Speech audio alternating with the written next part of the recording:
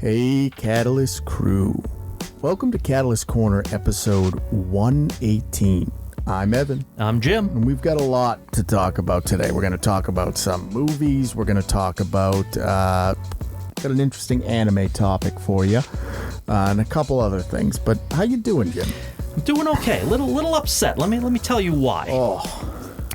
So, this past week, here in New Hampshire, Ollie's opened up. Really? The first Ollie's in our area. Yeah. So I was real excited to go. So I went yesterday. Yep. It fucking sucks. Whoa. The Ollie. Now I watch a YouTube channel that does the Ollies like out in the Midwest, right? Yeah.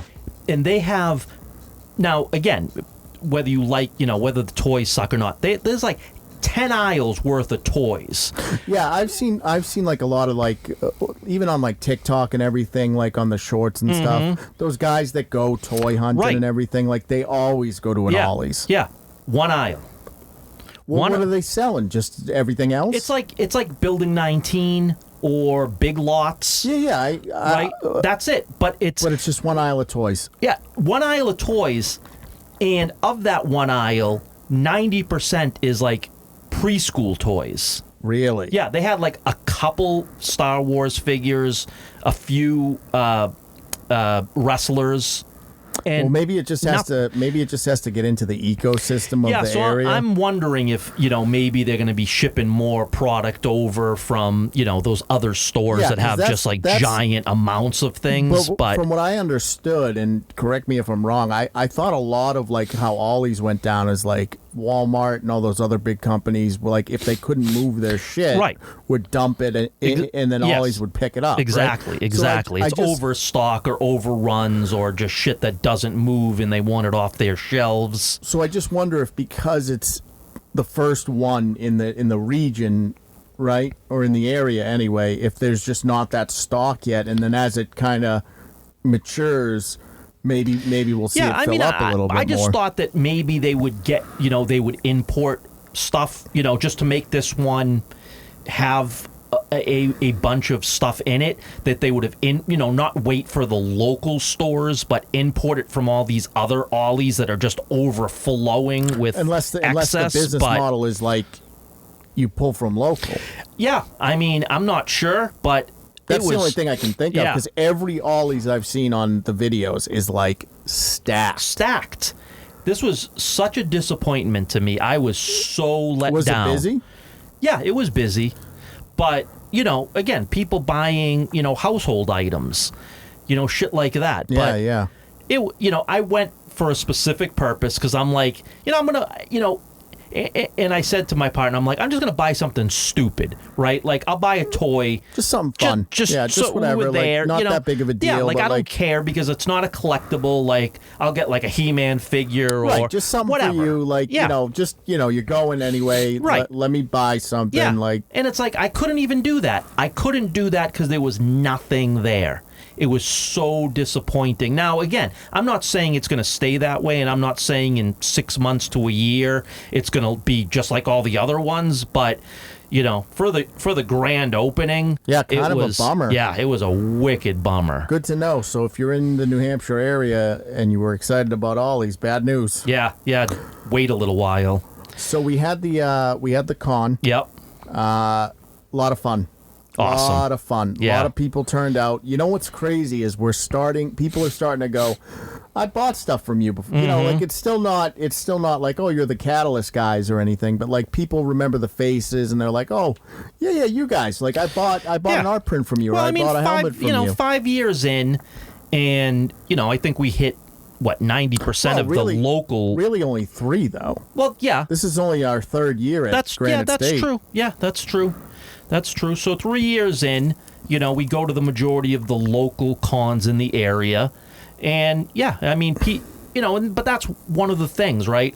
We go to the cons of the local area, but everybody goes to everybody that's into this will go to all the cons of the local area. So yeah, people are bound to start the recognition because the same people go to all the same cons. I think it's just validating that people are remembering at this point. And then I'll tell you the best moment of the con for me was this little kid he was probably like maybe 13 or 14 or something, right?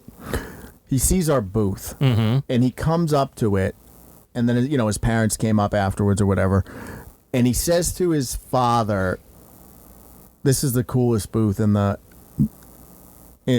con." Nice. He's like, "I can't believe I missed this booth the first time. Like, this is the coolest booth." And I was just like, "Fuck yeah, it sure is the cool." Like, that hit.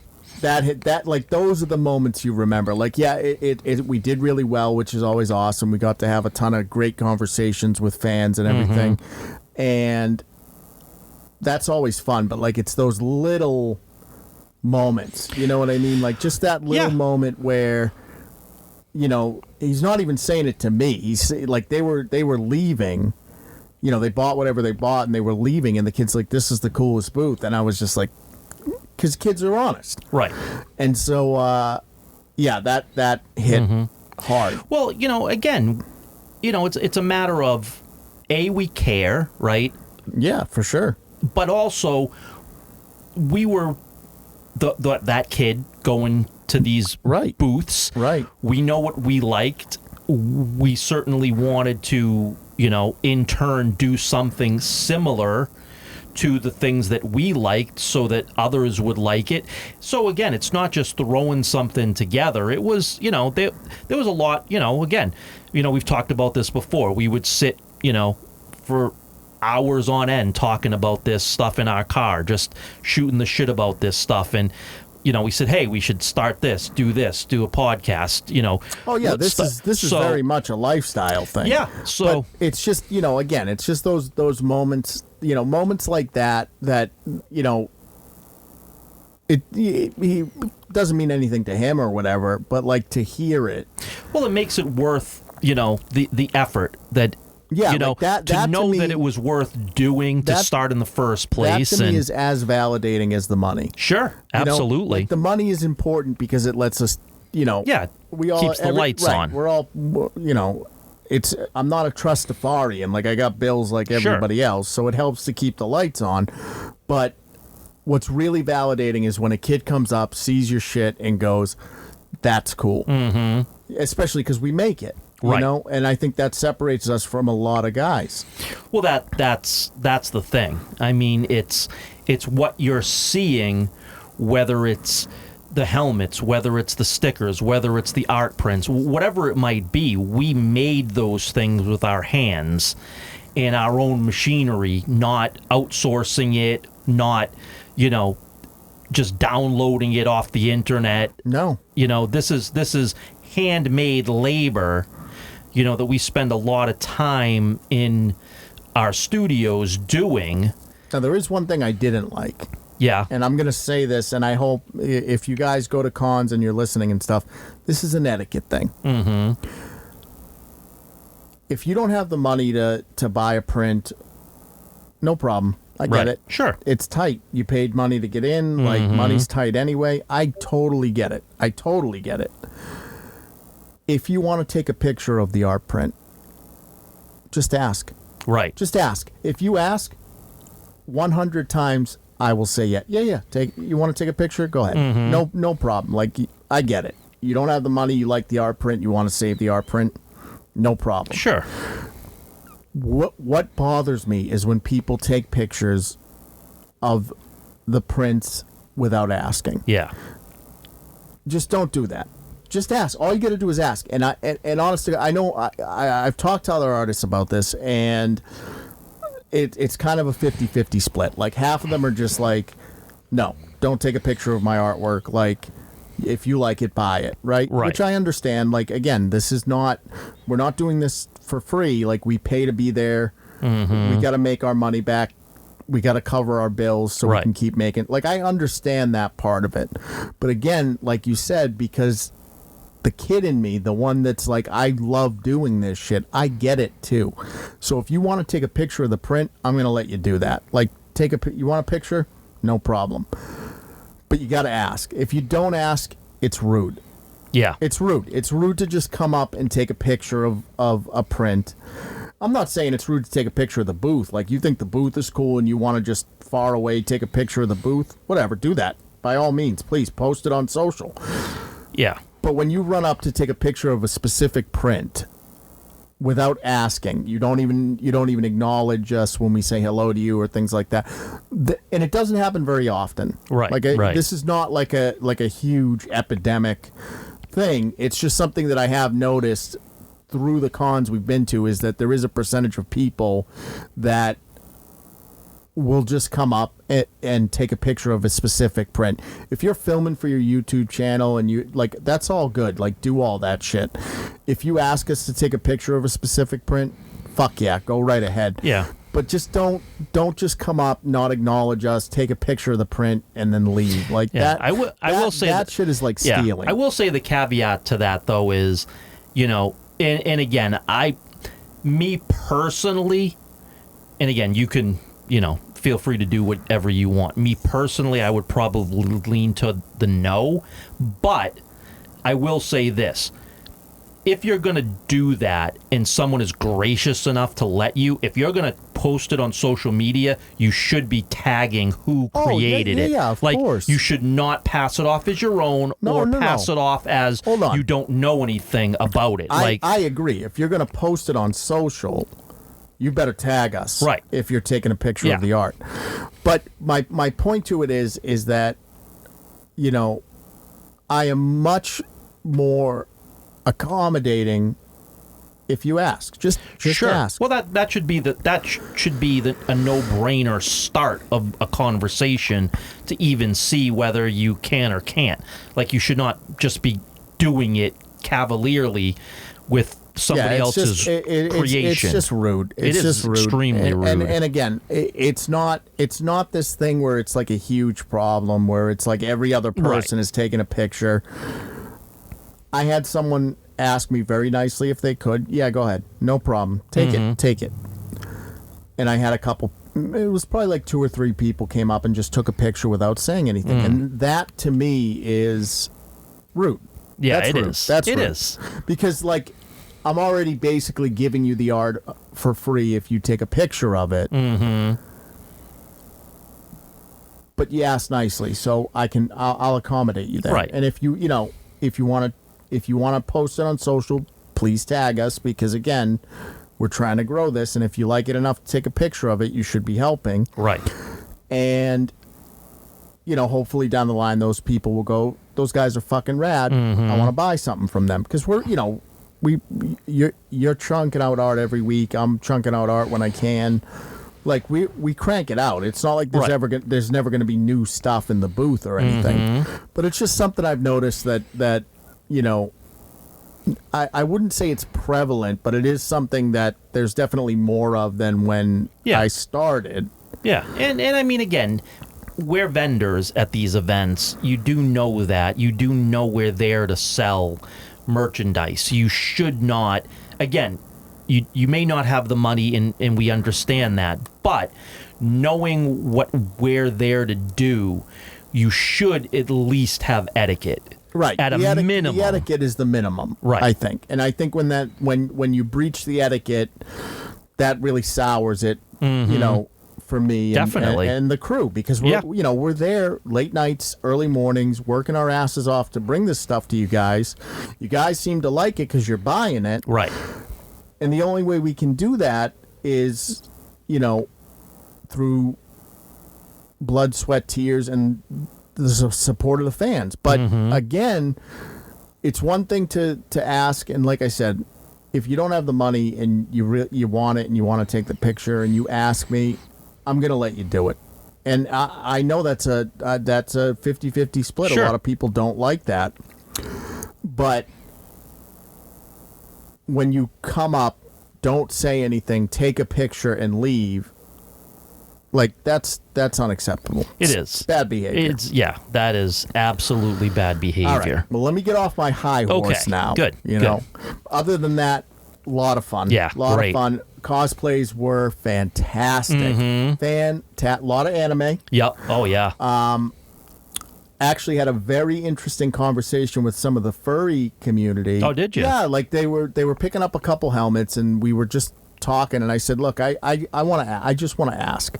They were dressed Yeah, furry. they were dressed like, but it was that thing where they were buying, so like, Sure. when they're buying, usually the head comes off, and so I was talking to them, and I said, like, I hope you don't, I'm not trying to be rude, I'm just curious.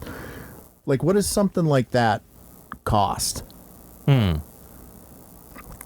Because the team and I were arguing about it all weekend because we saw a bunch of them walk by, and I was, we would go back and forth, and I'd be like, $2,000, $3,000, $4,000 maybe. They told me on the low end $5,000. Wow. Medium 17, and on the high end like 70. Wow. So some of these furries that walk by us that have like the the mouth moves and everything and all the animatronics and shit are you could buy an expensive car, put a down payment on a house for this shit. That's crazy. Which is totally unexpected. That blows my like, mind. Good for you guys. Like commit. Yeah, commit. yeah. Commit. That's commitment. Right. But yeah, it was a really good talk, and it was like really refreshing to kind of get because again, that's really not a community that we're not. We've been able to, sort of penetrate. Right. And it was just nice to have kind of a dialogue with them and kind of understand sort of what goes into that. And it's like, it's like 10, 12 months of some of them make it themselves, some of them order it, and it's like, yeah, but it takes 10 or 12 months to even get it made. Yeah, that's wild. I mean, again, hey, that if you are committed to that level, right? But I guess my point to it is what kind of blew me away was not only just the financial side of it, but the craftsmanship that sort of goes into these suits is, I think, a lot more in depth than at least me and the team thought. Sure. And it was really cool, and it was a great. They loved, like, shout out to you guys if you're listening. Like, thanks for giving us that information, like, and being so open about it. Because again, sometimes people get uncomfortable with that sort of shit. Sure. But all right, let's move on. Sure. What have you watched? So I watched only one thing. Okay. Superman. You saw Superman. Yes. All right. Let me strap in. Yeah. Let's do this because we've been waiting. I haven't. Now I saw Superman in the theater. Right. All right. So first thought. Give me your first impression off the cuff. My first impression is thoroughly enjoyable. Okay. Thoroughly enjoyable. I totally agree. And I push back on all the things that people said were not good. Yeah, because I don't agree with the majority of it. Same, and I think a lot of it is the Snyder boys. Sure. Sort of being. I see. The thing is that Snyder's Superman never felt like Superman to me. No. This felt like this was the continuation of Superman the movie. Yeah, agree. Like, this was the closest thing we've gotten to sort of a lighthearted, country bumpkin sort of Superman. He was very believable. Oh yeah, totally. In both as Clark Kent and as Superman. Agree. Lois spot on Lois. Like after getting Amy Adams as Lois, and no shade on Amy Adams as an actor. She's a great actor. She's not a great Lois Lane. No. She wasn't a great Lois Lane ever. Right. And I they got the dynamic of Lois and Clark right. Yeah. Right? Because Lois is very strong, very level-headed. Yep. And she does, she also has the common sense element of it all that I think Superman lacks too. Right.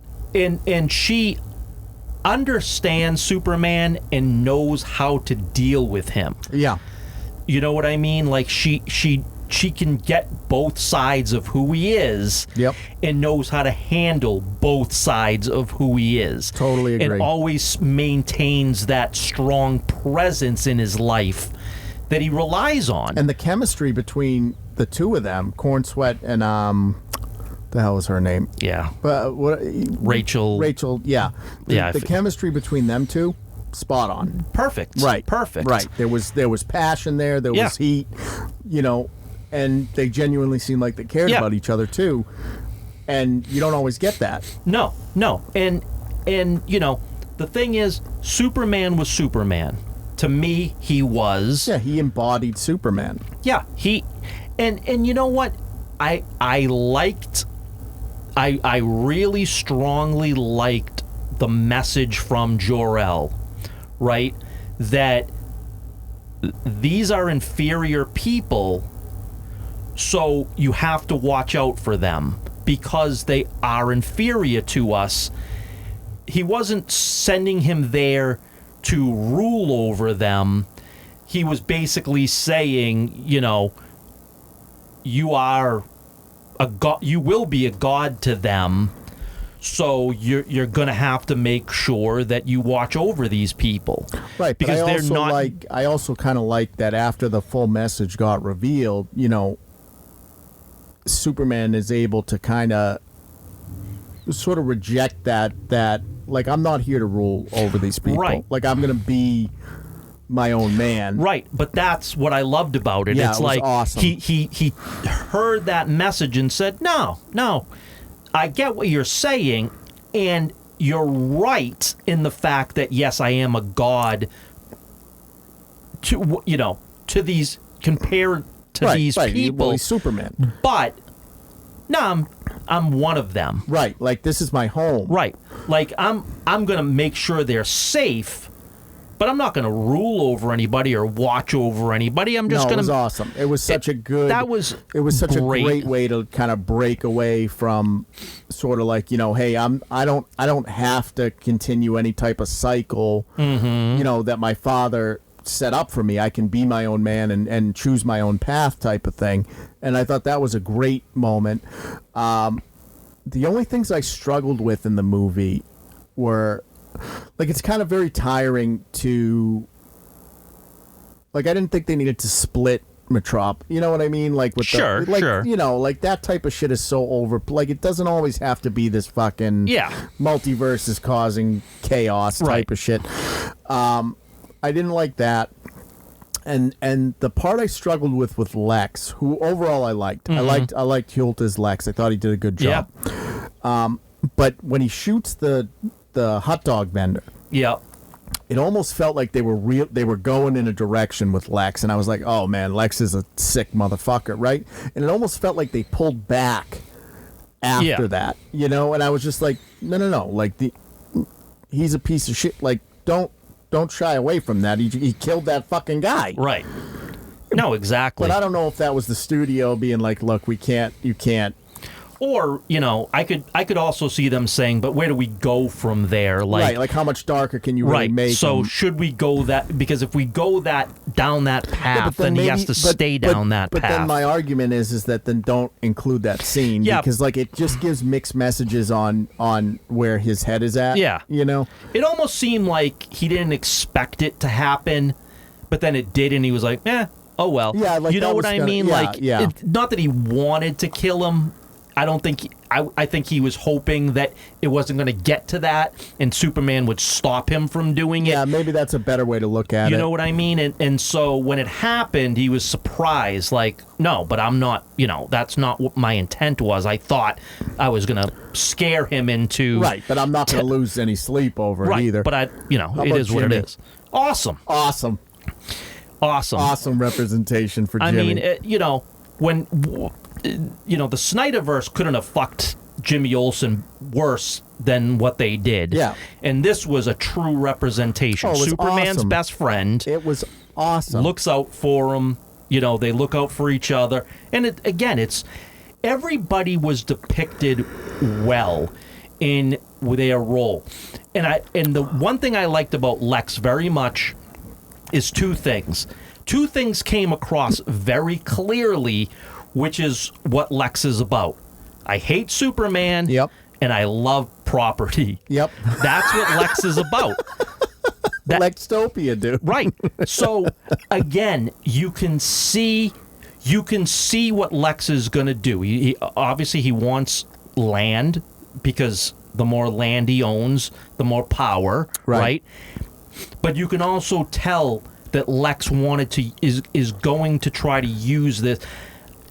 Now, again, I don't think they're going to get to President Lex. People are upset about... No, I don't think after this... Right, because he's now incarcerated, so... But like, after... people were kind of shitting on towards the end when he was, like, kind of crying, right? And they're like, oh, Lex wouldn't do that. I'm like, of course he would. He was so fucking angry he couldn't, like, control his emotions. Of course. Like, that's a total Lex Luthor thing. Like, he hates Superman so much, he's literally crying tears of rage. Right. Over this. Like, this isn't him, like, crying because, oh, I lost. He's so angry that there is literally tears flowing out of his eyes. And again, this was so refreshing to not be Batman every character. Like Snyderverse. There was not one Batman character in that movie. And that was so refreshing to me. I was worried that they were going to turn, like, Terrific into a Batman character. Or Guy. Nope. Guy was beyond awesome. Home run.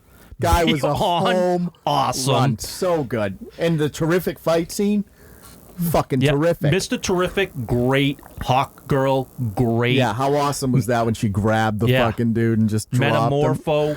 Great. Yeah, the Metamorpho was a little weak for me. You know what I mean? Like, it was just, Yeah, but I mean, not a extremely strong character to begin. What I mean? Right. So I think they had not a lot to go on, but I think that they did well with what they had.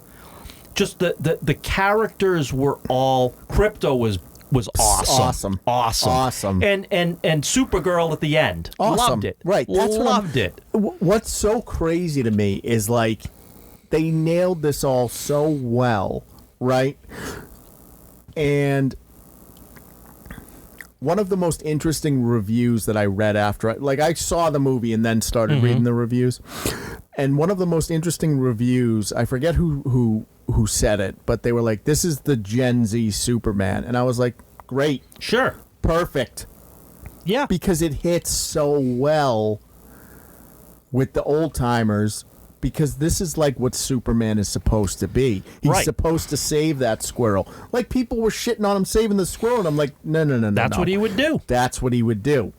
Yeah, he would go out of his way to save that squirrel. Right, because that's who Superman is. Right. Now, do I think that Cavill's Superman would do that? No. No, I don't.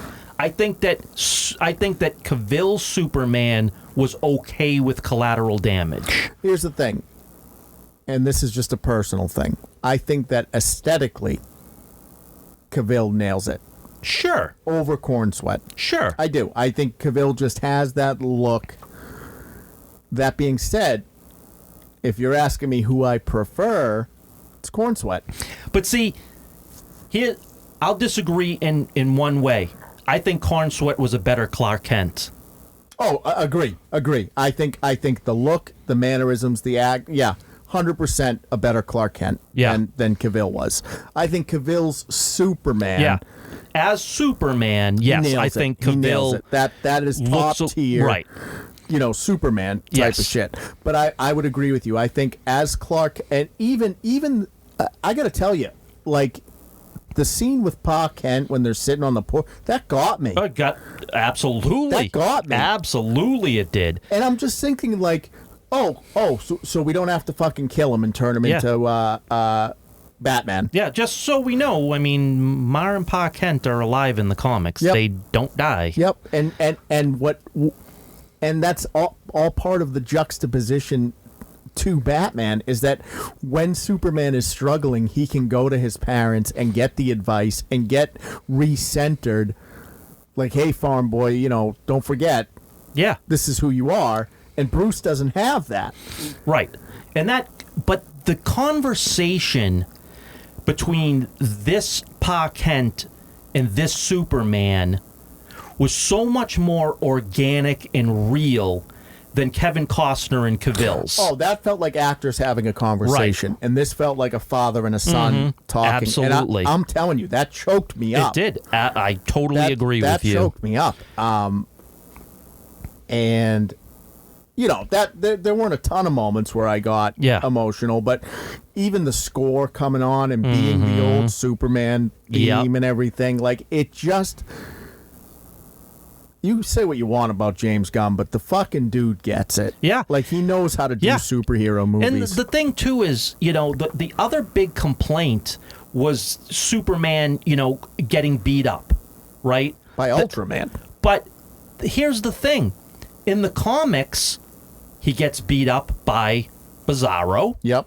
He gets beat up by Cyborg Superman. Right. Anybody that's a Superman clone is going to beat him can up. beat up Superman. Right. And Brainiac takes him for a spin. Right. Ultraman was a clone of Superman. Right. Hence, he could beat up Superman. Right. It made sense. I also heard people bitching about the chess thing, right? Where Lex would call out the chess moves or whatever. Like, you know, C5. And it's like, why would Lex do that? Why wouldn't he just build it into the suit? And it's like, how do you not understand this? Lex's biggest flaw is his humor. Like, he can't... His ego is... He wants to be the one hitting him. Right.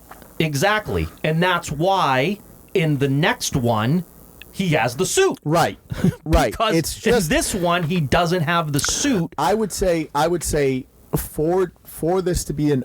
And again, is it my favorite DC property ever? No, it's not. Sure. It's up there. Yeah. But it's not my favorite. You know, again, I'm more of a Batman guy myself, and I think there's some really good Batman stuff out there. But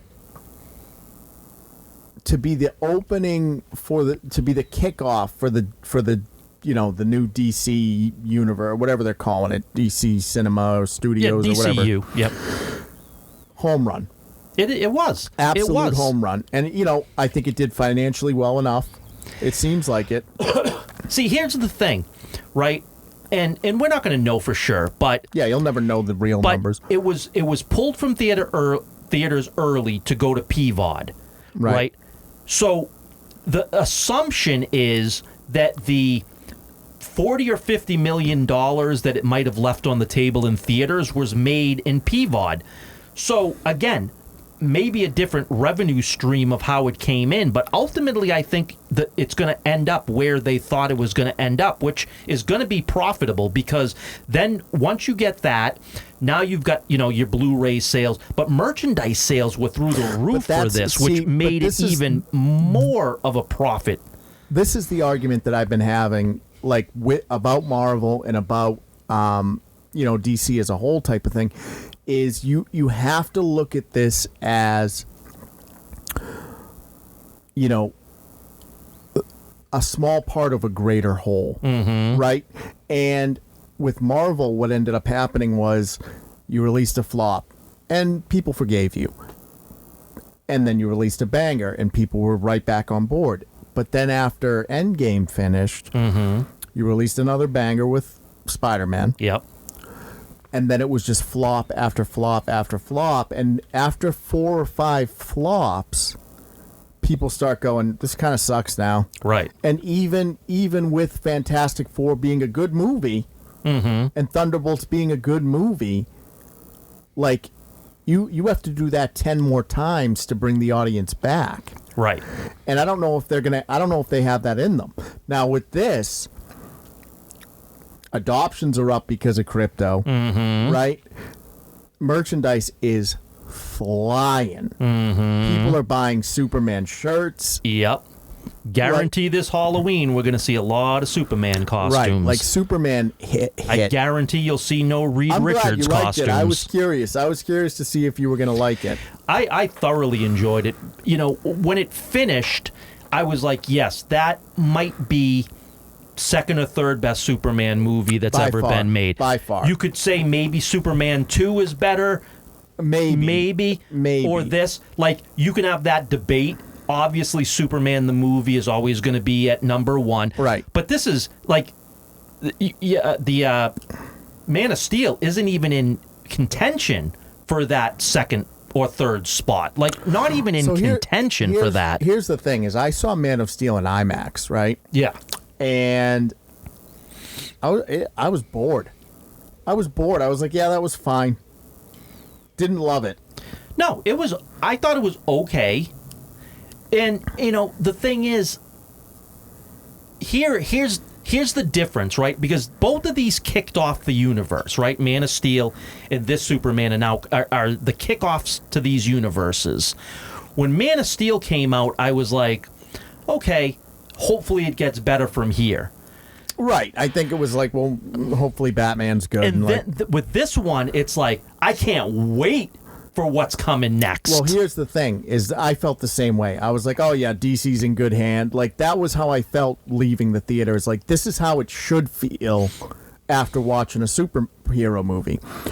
And then I watched the first episode of Peacemaker. Yeah.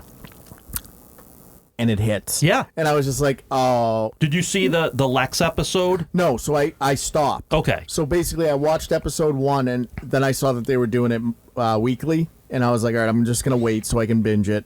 But just from the first episode, I was like, yeah, this is amazing. This is exactly what I want, like, from DC. I don't want it to be so grounded that, like, I could look out my window and this shit is happening.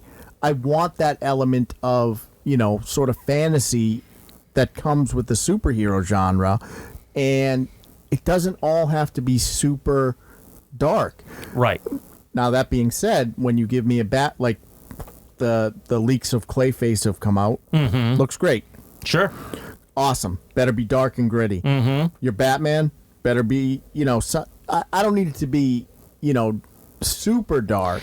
I don't think Batman in this universe is going to be as dark because they're doing The Brave and the Bold, and Robin is going to be a part of it. Fine. I think it's going to be less dark than, say, the Batman, but it will not be Superman. I don't want it to be as dark as the Batman. Because we have the Batman. Right. So I think it'll be darker than Superman, but not as dark as, like, the Nolan trilogy. I think it'll be more of the Keaton. It has to be, I think more Keaton 89. But that works for me. Oh, me too. That works me for too. me. Like, because it's dark enough, right? It's got the dark sort of, and again, you have the whole Tim Burton aesthetic on top of that. Yeah. But it's got that dark sort of creepy, like, this isn't a place I'd want to live. Right. Type of thing. And, Batman's dark enough in that. Like, he's not the Batman dark. Right. But he's dark enough. Yeah. And I think if you can kind of straddle that line where there's a little bit of goofiness and a little bit of darkness all kind of mixed together, it'll distinguish it from Superman, and you'll still hit it out of the park. Yeah. And one of the things I liked about Superman were the jokes were actually funny. Yeah. As opposed to most Marvel, other than Guardians of the Galaxy, coincidentally. Right. Where James Gunn knows how to inject the laughs properly, not cringe-worthy. But it wasn't all quips all the time. There was almost no quips. Right. And I loved the end there. Oh, he's going to join us. He's not going to join the Justice Gang. Oh, that's an awesome name. Hey. Yeah, you're right, in. Right. You know what I mean? That's like not that. A quip. No, that's not a quip, but that's funny. That's actually but that's what I'm funny. saying is, like, that's humor without it having to be this stupid fucking, oh yeah, everybody's Tony Stark. Right. Or everybody's Deadpool. Yeah, there was, again, Lois has some sass to her. Right, but it's not the same sass that every fucking Marvel character has. No, it's the same another thing boring you know what else, trope. though? I really like that Lois didn't have to really get saved in this one, which is fantastic, because it's just like, look, we don't have to do that old trope of Soup comes in and saves the day. She held her own. Again, she's not going toe-to-toe with Ultraman or anything, but she held her own. She flew in terrific ship. She did her part. She took down Lex. Like, perfect. But she's Lois of the comics, which is she has a level head. She knows what to do. She doesn't ever need to be a damsel in distress. She's not gonna take on Ultraman by herself. That would be stupid. But she's like, yep, I know what to do. She has that capacity in her where she knows what to do. She knows how to get things accomplished. And so, that's what she goes and does. I just thought overall this was an extremely enjoyable movie that I can't wait for the Supergirl entry. Yeah, no, and that's funny because like normally I would be kind of be like, man, and like you're going right into Supergirl after this, and I'm like, no, I'm good. Let's do that. Yeah. Flesh out the super family, and then then we can start dipping our toes into the other crew. But you know what's good? You know what's real good, and I don't know if you caught this or not. I didn't catch it originally, but went back. There's a scene on the highway where there's a Gotham City sign. No, I didn't. So the world exists, right? Right. So but that's how you introduce the world without show, don't tell. Right. So, point being is all of these people, all of the metahumans, which are a known entity, right? They made it known that it's a known entity. They're all out there. They're doing whatever they're doing, right? So you can flesh out Supergirl because, hey, she's been out with the planets with the red sun, so she can get drunk every day. You're going to flesh that out. But Batman exists. Wonder Woman exists. Aquaman exists. They're all out there. At some point, you're going to meet up with them. But everybody exists. Everybody's out there right now doing whatever they're doing. And I love that the world already is there. And it's just a matter of when are we going to meet up with these people. It's not that they have to be origin storied. Well, that really hit me in Superman too, is that instead of doing the origin, you got the text scroll at the beginning. Right. And it's like, oh, awesome. So we're getting year 3 Superman instead of year 1. Yeah, I want everybody to be fleshed. Year 1 to year whatever, 5, 6, I don't care what it is.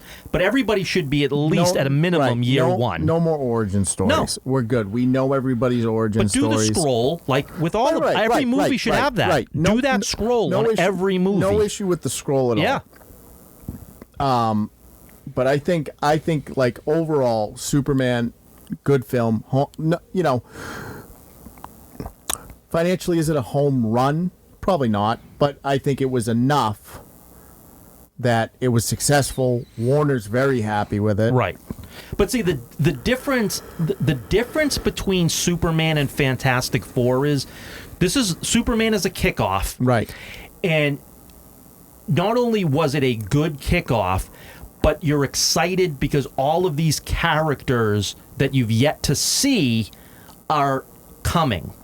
Fantastic Four might have been a good movie, but you're like, yeah, but what else do you have? It was okay, but what else do you have to show us? Like, we've already seen all of the best characters of Marvel. Like, yeah, I know we have the X-Men coming up, but it's not like we don't have 7 X-Men movies already that we've seen.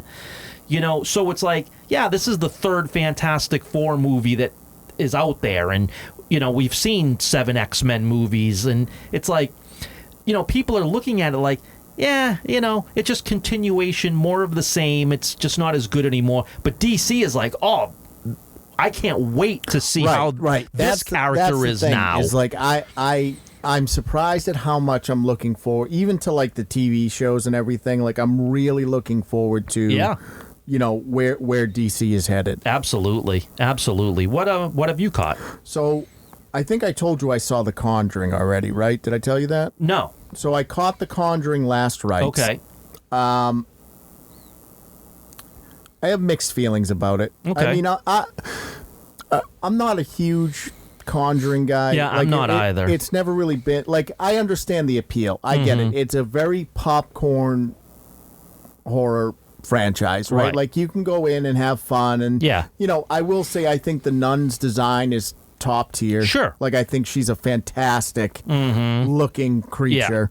Yeah. So we watched Last Rites, and I think what they nailed really well was sort of the human relationships. Like, they're tying this all up. It's supposed to be the last one or whatever. And I think they did really well with the relationship between Ed and Lorraine and the daughter. And all of that was really solid.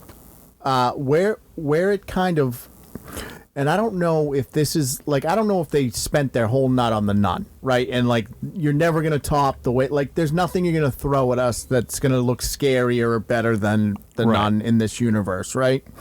Because I don't know if you saw the last one, the devil one, the devil made me do it. Yes. Yeah.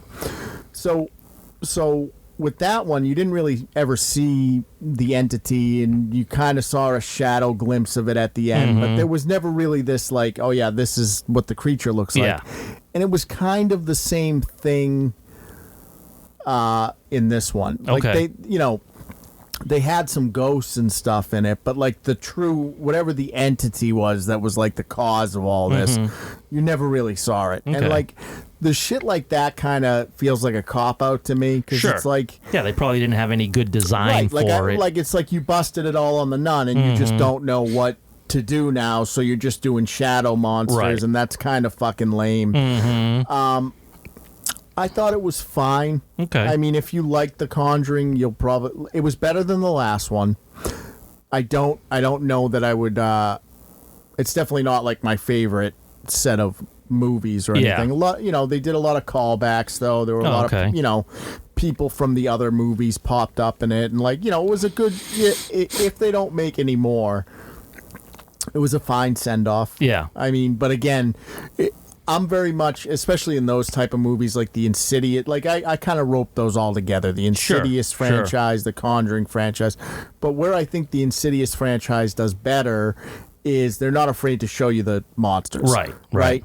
And you get that with the nun, but you don't really get that in the last couple Conjuring movies. It's always like, well, it's an entity, and you don't really get to know what it is, and like, here are a couple of creepy ghosts, but like, they're not really the... Yeah, and that's that's not going to be scary enough. People aren't going to be scared by like a shadow. Right, and I think that was another thing. I don't know if it's just that the formula's kind of tired at this point. I think so. But I wasn't, again, I was there. I saw it in the theater, and yeah, it was fine. Yeah, it was fine. I mean, it wasn't good. It wasn't great. It wasn't bad. It was fine. Yeah. So that was my movie. Okay. And then what I've been watching is so I've been really watching Demon Slayer. Okay. So I had seen the first season, and then I kind of put it down. And the reason I did that is because I really liked it. And I was like, oh, that's going to take a while for this shit to come out. And so I'm getting through it now. I think I'm in the 4th season maybe now. Okay. And it's phenomenal. Yeah. Like the art is fantastic. I love the art style, and it's just one of those things where it's not as maybe detailed as like a Mappa anime or anything like that, but like it's just I like it. I like kind of the thick hair and stuff instead of doing like the thin hair and everything, and the characters are all really likable. The demons are interesting. The formula hasn't gotten tired for me yet, and there are moments in it that got me. There were a couple moments that got me emotional in it. I don't know how far you've seen into it, but like I've not really seen a lot, but I've read quite a bit of the manga. Yeah, so I mean, I assume it probably goes pretty one for one. It is. So like the whole like train arc, like that was very emotional, And what I really liked about that was, so the train arc ends, right? Yeah. And we'll do spoilers, right? Sure. Obviously it's been out long enough. Right. The guy dies. The Rangiku or whatever his name is, whatever his name is, Jojo or whatever.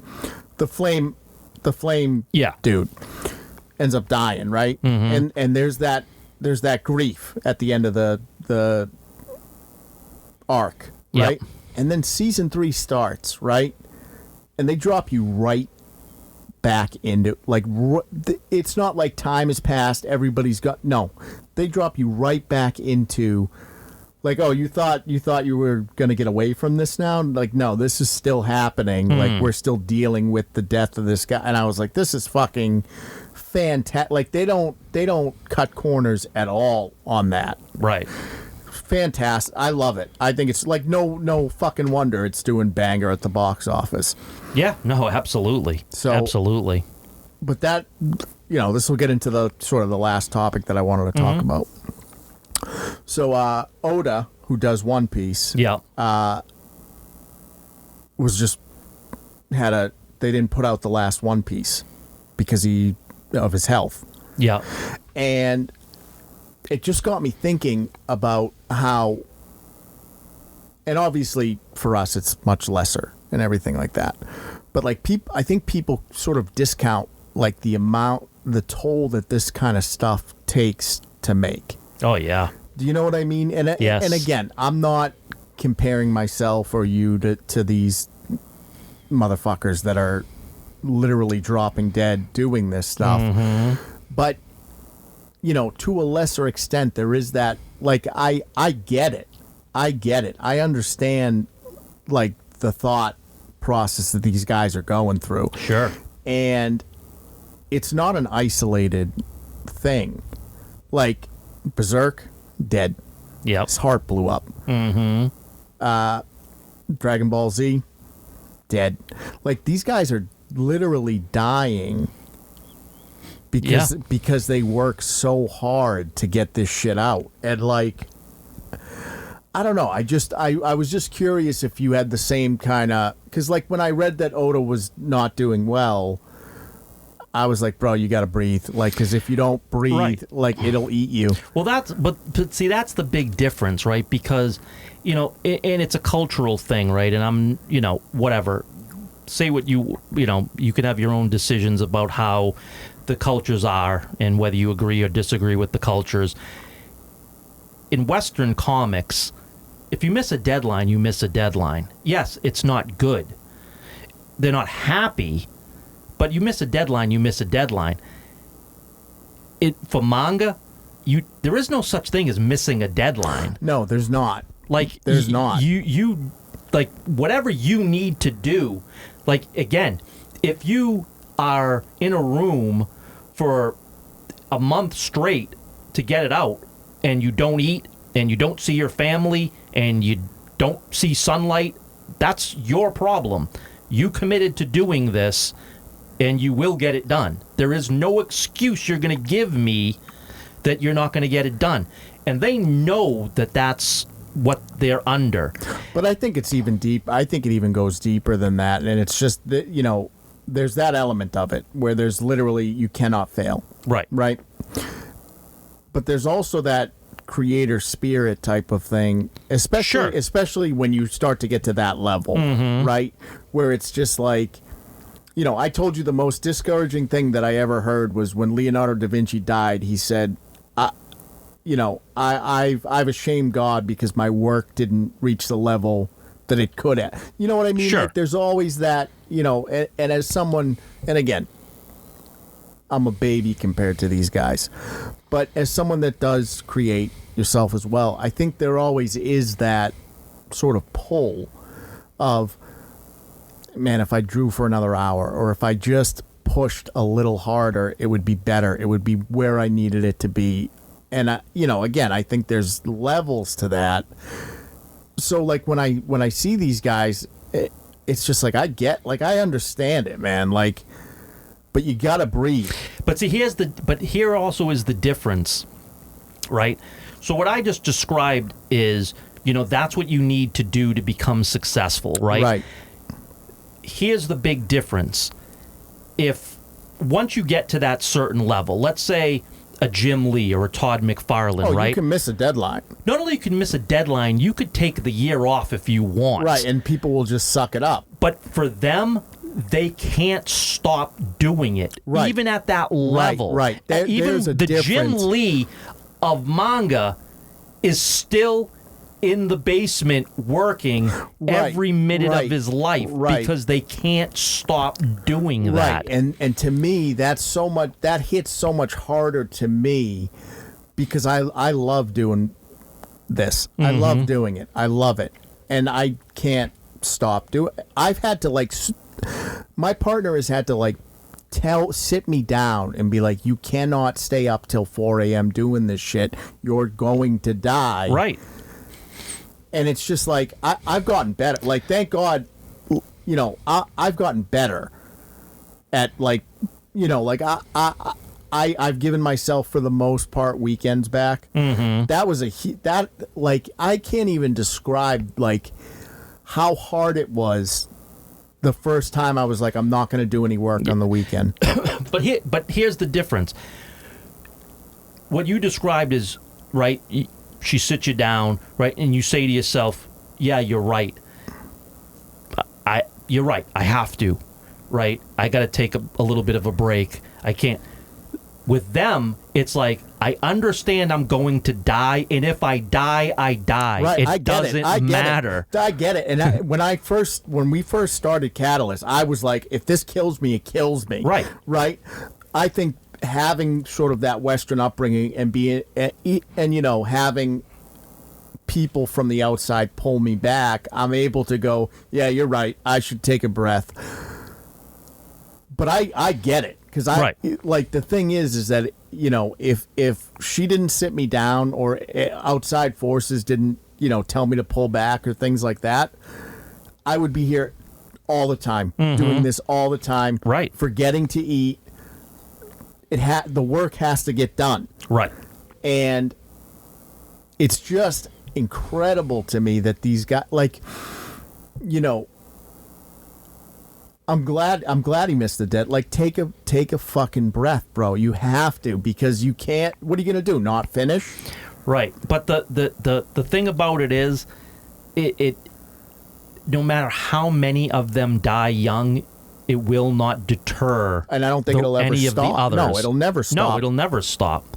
And that's culturally, I think that they won't allow it to stop. You know what I mean? Like, I don't think that that's an option. I don't think that they're going to implement. Well, I think to a degree, because, like, I think if you look at sort of the reactions from the suits, right? Like, when you get to a level like Oda, right?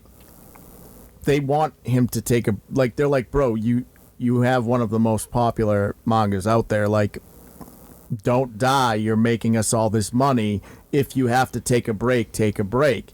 Like, I think there is that sort of, like, Oda missed the deadline, right? Yeah. That doesn't matter. It's not like they're not going to keep churning out One Piece, right? And I think for the suits, he's more valuable to them alive. Right. But that's gotten to a point where, right, that's like that you're can talking keep about churning. Like the top. Yeah. I mean, somebody else could step in. If he were to die and they want that property to keep going, sure, somebody could step in and keep that property going. Like, maybe, because it's at such a high level right now. Maybe. Well, even if it fails, right? Even if somebody doesn't do as well, right? There's still so much that property is never going to go away.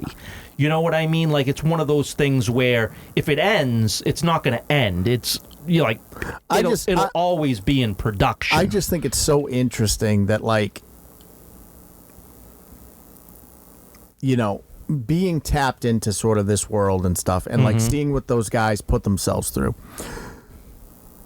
Like, trying to explain that to my father or something would be so overhit. Like, I don't think he would ever fucking like grasp that that's what's going on. No. For manga books, you know, like, yeah, these guys are literally working themselves to death to put this shit out.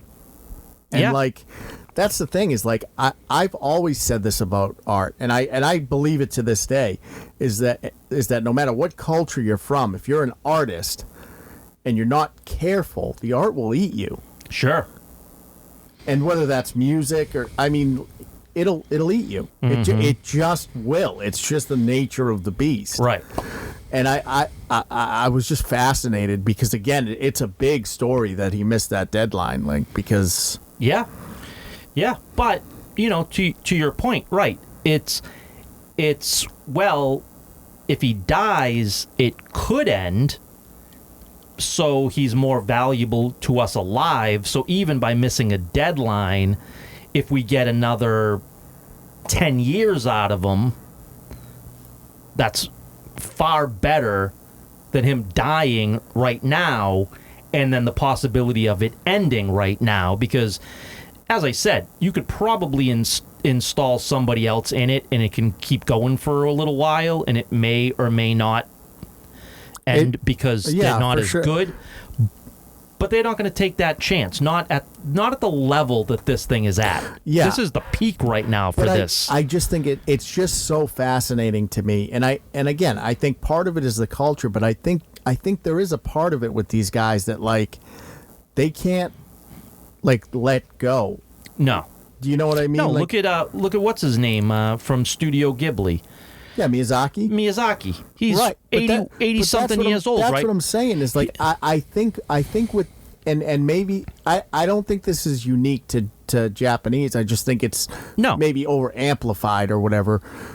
Like they can't not do this shit. Right. Well, I mean, look at it. He put out The Boy and the Heron, right? Yeah. Final movie until it wasn't. You know, right. like, well, yeah, I got another one in me. So there's another one coming. And the motherfucker is just chain smoking cigarettes. But that's the thing. That it's all. But that's the mentality. I have another one in me. Right, and I just think it's so interesting, and like, you know, it's very interesting to find a group of people, and I think this goes for a lot of artists, that whether they make it, quote unquote, or not, they're going to do the work. Mm-hmm. And I think that's very unique to this space. Like, I don't think there's a lot of spaces where it's like, well, whether I make it or not, I'm going to put the work in. And even if I make it, even if I become the next Oda, I'm going to work myself into a fucking early grave. Yeah. Yeah. I mean, it's funny because I just watched a video from Scotty Young. Yeah. And basically, he, that was, in a nutshell, what he said is, it doesn't matter if it's good or bad, get the work done. Like, put the work out and get it done. Right. If it sucks, it sucks. Who cares? Well, just work on something else. But it's the work getting out is the important thing. It's, again, if you want to sit there and try to curate it for the rest of your life to try to make it the best it ever can be, and then it never sees the light of day, who cares? His thing is you got to keep just churning out work. Hopefully something hits for you, but it's the work getting out that's important, not the actual product. Well, that's the thing that not to bring it back to the con, but I had a woman come up to the booth early on, and we were talking, and she was very nice, and she's like, I told her we were in the Manchester market and everything, and she's like, I really wanted to do something like that or whatever. She's like, I make whatever, and she showed me what she made and stuff, and I told her, I was like, yeah, you can do it, and she's like, oh, I don't know, and I'm like, no. You just have to do it. Right. Like, I was like, she's like, yeah, but like, I look at your stuff and I'm like, this didn't happen overnight. And like, it only happened because we did it. Right. Like, if we didn't take that first step, there's no way to grow it at all unless you take the step and put it out there. Mm-hmm. And so, I talked to her a bit more, and she emailed me actually the other day, like, asking for advice, and it's just like, there's that level of imposter syndrome that I think everybody everywhere faces, right? And I'm just thinking to myself, like, I don't have any fucking advice from you. We're flying by the seat of our pants with all this shit, but it seems to be working. So, I mean, if you want the real advice, and this goes for like everybody out there, you just have to do it. Right. You just have to put the work out there.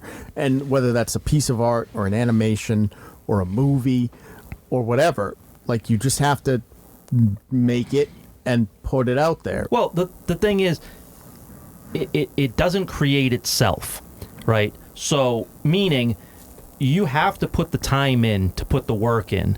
Like, again, if you're going to come at it half-assed or lazy, you're not going to be successful. Like, no. I mean, that I agree, and I think you see that even on the business side of things with like sort of the issues that Etsy's running into now is that a lot of YouTube gurus came on and told all these people that they can make $5,000 a month doing print on demand from digital files that they've never made.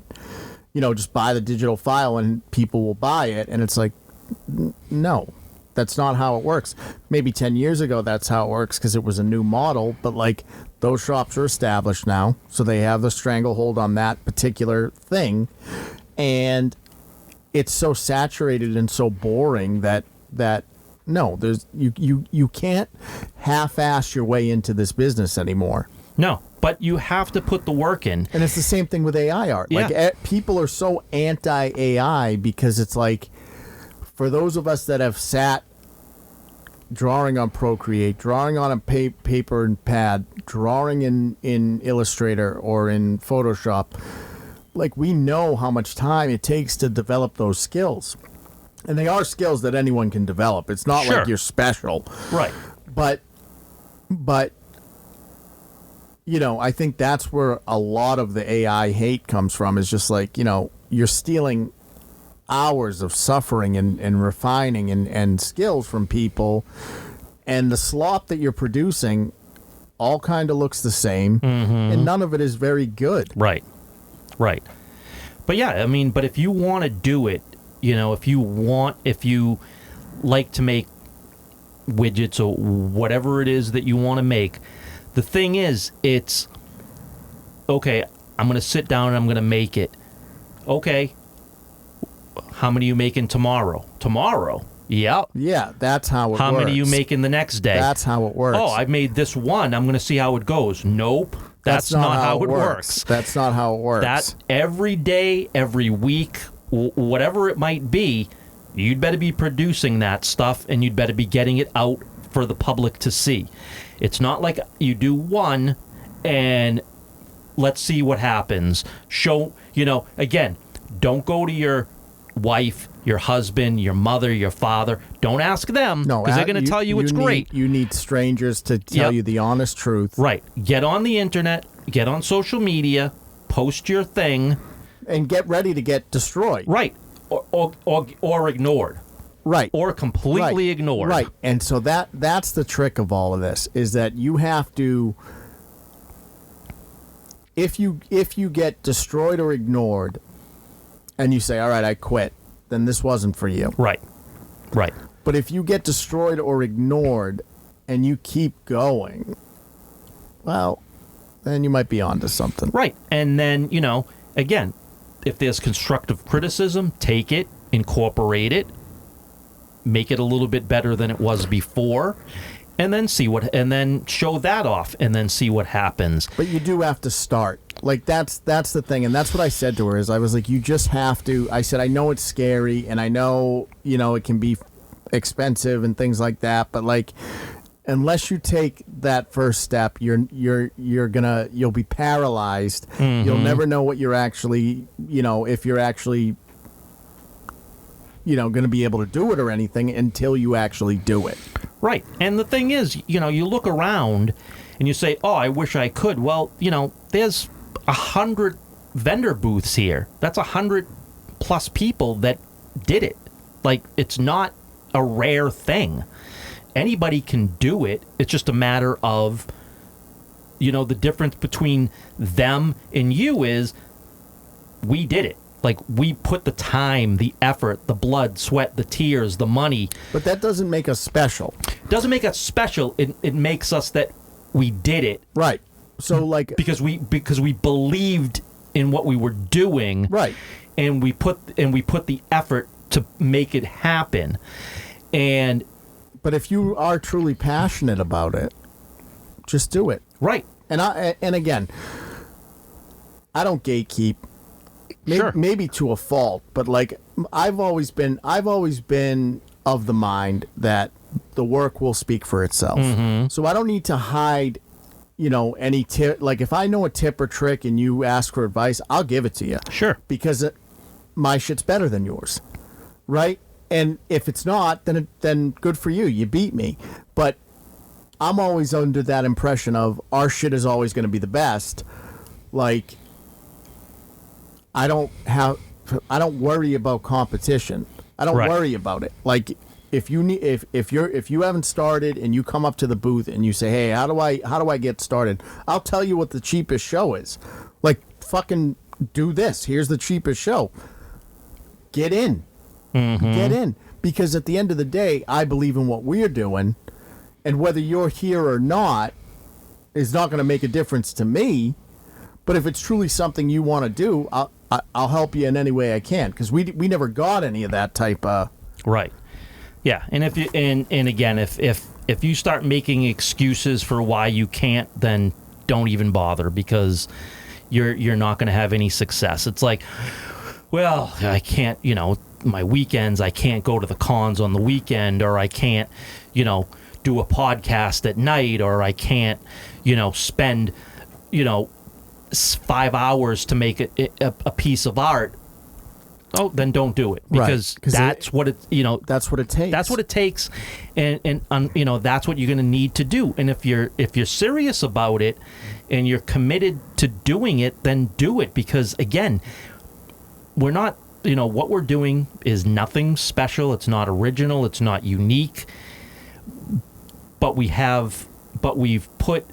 doing it. But we're doing it, and we have things that are successful for the fact that we believe in what we're doing, and other people are believing in what we're doing, and that's why things are happening. But you got to believe in yourself first, but and because that's the thing, is it'll crush you if you go into this half-assed, or if you go into this doubting all the time. And don't get me wrong, there were days, of course, where I wake up and I go, oh, I made a huge mistake. Yeah. But for the most part, I think, if you can get yourself on a path like this and you can grind it out, it's very satisfying. Yeah. I mean, again, everybody goes through that. There are days I wake up, I don't feel like drawing today, but guess what? I know I need to. So you do it. Or you don't want to make this, whatever it might be. We don't want to make one of the helmets, or we don't want to make a T-shirt, or whatever it might be. But we know we need to. Right. Like, if people had any idea how many hours I spend fixing the equipment and shit, it's like, I wanted to do art. Right. But it's like, well, I got to fix the T-shirt printer, and it's like, okay, and if I don't do it, then the T-shirts don't get me. You know what I mean? Right. It's like, there's just there is a certain grit required to do it, and this isn't even exclusive to the art world. This is any type of entrepreneurial sort of path that you want to take. There is some grit required to sort of see it through, but if you believe in yourself, I think with hard work and all that bullshit, you'll but it's going to take it sometimes it takes long hours. It takes commitment. It takes blood, sweat, tears, it takes money, going, fighting through not wanting to do it that day, fighting through mental blocks, especially with art, right? Getting a mental block of not wanting to draw, knowing what to draw. But it's also learning. It's also learning. It's learning how to, and this is a more like specific thing, is like, when you get blocked, how you get unblocked is different than how I get unblocked. Sure. You know what I mean? But it's also identifying, like, hey, if I got to take a day, if I'm blocked, like personally, if I'm blocked, I stop. Right. Because I'm like, I can't, it's not going to, if I don't, like, I can't bang my head through the wall. I'll just stay blocked. So what I do is I'll put it away. And I'll go fix the equipment, or I'll go do something else. Oh no, absolutely. I totally agree with you. But the thing is, you have to come back to it, and you got to fight That's through it. That's the hardest part. However you fight through it, you have to fight through it. Whether it's take a day, take an hour, go for a walk for an hour, go get a bite to eat, whatever it is that you use to fight through whatever it is you're fighting through. Figure that out and do that. But if you walk away for days, and then a week comes, it's like, no, that's not going to work. Like, you have to be committed to doing it and seeing it through. And if you can easily give up on it, then it's probably not for you. All right, so that's enough motivational speak. Yes. With all of that, let's put this one to bed. Sure. Jim, as always, thanks for coming on. Yeah. What do you got going? I'm working through getting that art out. Check keep your eye on the socials. There might be a little something coming soon. Ooh. So keep your eyes peeled. I got some things in the works. So definitely like a check little something. Yeah, definitely check the socials because they'll be on the lookout for just the artwork that comes out. All right, guys, so that's episode 118 of The Corner. You know where we're at. CatalystCrafting.com is the main website. Catalyst Creations NH is the Etsy store. We're in the Manchester Craft Market at the Manchester, New Hampshire Mall. We're going to be at Rhode Island Comic Con from November 7th to 9th. If you're going to be in the area, come by, say hi, meet some celebrities, grab some cool shit from us. Absolutely. And then we have New England Comic Con at the end of November as well. But what do you guys think? Do you think Superman is the kickoff to maybe the greatest DC Studios run ever? Perhaps. Did you see the last rites, the Conjuring last rites? Do you think it's a good send-off for the Conjuring series? What are your thoughts on Demon Slayer? I mean, is it... I think it's great. Is it as... You know, I always get frustrated when... You know, people are always like, yeah, this is really good. And you're like, yeah, but is it? It is. It is. It's good. But if you don't think so, let us know why. And... you know, what are your thoughts on manga creators working themselves to death? And do you think that if you're not careful, the art can eat you whole? Let us know in the comments. All right, crew. Catch you on the next one.